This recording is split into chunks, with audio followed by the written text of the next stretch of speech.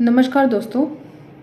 आपको याद होगा कि हमारे देश के जो प्रधानमंत्री साहब हैं, उन्होंने लाल किले से तारीफ की थी आरएसएस की।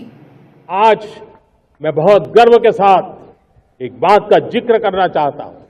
आज से 100 साल पहले एक संगठन का जन्म हुआ, राष्ट्रीय स्वयंसेवक संघ। क्या आपको पता है महामानव साहब को आरएसएस की याद क्यों आई?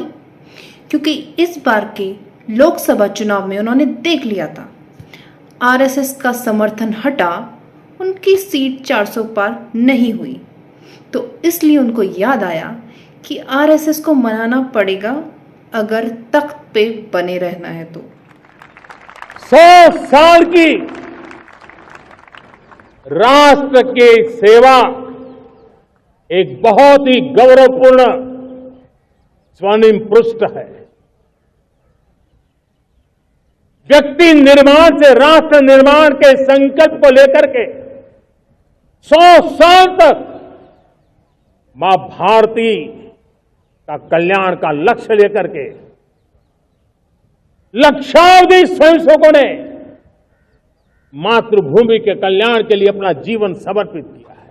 और फिर उन्होंने बताया था कि आरएसएस ने देश की आजादी में कितना योगदान दिया था। आजादी की लड़ाई के समय देखें तो परम पूज्य डॉक्टर हेडगेवार जी समेत अनेक कार्यकर्ता ने स्वतंत्रता आंदोलन में हिस्सा लिया। डॉक्टर साहब कई बार जेल तक गए। आजादी की लड़ाई की कितने ही स्वतंत्रता सेनानियों को संघ संरक्षण देता रहा, उनके साथ कंधे से कंधा मिलाकर काम करता रहा। देश की आजादी में तो योगदान दिया हो या ना दिया हो, लेकिन इन संघियों ने हमारे इस देश के राष्ट्रपिता महात्मा गांधी जी की हत्या की थी। इस देश की आजादी में इन्होंने कुछ काम किया हो या ना किया हो, पर इस देश को बर्बाद करने में इन्होंने बहुत मेहनत करी। अंग्रेजों के लिए माफी वीर बने, अंग्रेजों की गुलामी की, सारी खबरों की मुखबरी की, और अब पाकिस्तान की मुखबरी करने में पकड़े जाते हैं। बिना बुलाए खीर खाने पहुंच जाते हैं। तो आरएसएस का, संघियों का जो प्रेम है आतंकवादियों के साथ, ब्रिटिश के साथ, वो बहुत खतरनाक है और ये देश बिक चुका है।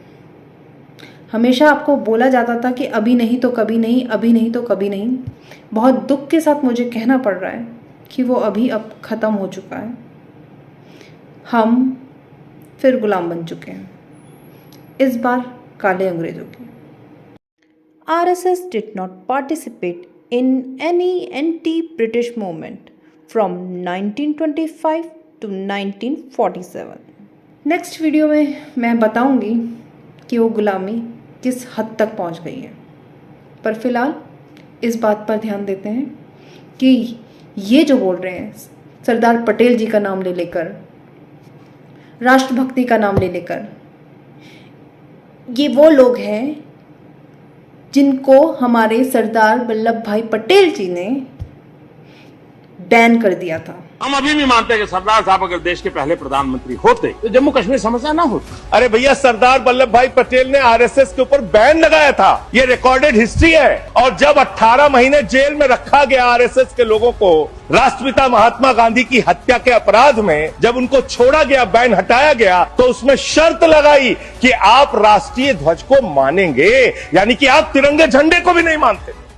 तो ये जो पटेल जी के नाम पे राजनीति चमकाते रहते हैं, उनकी तारीफें करते रहते हैं, ये किसी की भी तारीफ करे ना, समझ जाना कि इनके मन में उसके लिए बुराइयां चल रही हैं। ये मुंह में राम और बगल में छुरी वाला काम करते हैं। मुंह से तो राम राम जपते रहेंगे ताकि लोगों को लगे अरे कितना प्रेम है धर्म के लिए, कितना प्रेम है राष्ट्र के लिए, जय हिंद वंदे मातरम के लिए लगे हुए हैं संसद में बड़बड़ बड़बड़ करने में।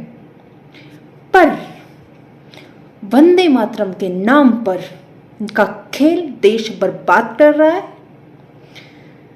उसी तरह राम राम बोलकर इन्होंने पूरा धर्म बर्बाद कर दिया है। तो ये संघी जो हैं ये भरोसे के लायक नहीं है और देश को बर्बाद करने में इनकी पहली भूमिका है। तो देश बर्बाद होने की खुशियां मनाइए जनता, क्योंकि आपने ही इनको चुना है। जब बोया पेड़ बबूल का तो आम कहाँ से होए। अब जब आपने ऐसे बीज बो दिए हैं तो आप फल खाइए। तैयार रहिए, सबका नंबर आएगा।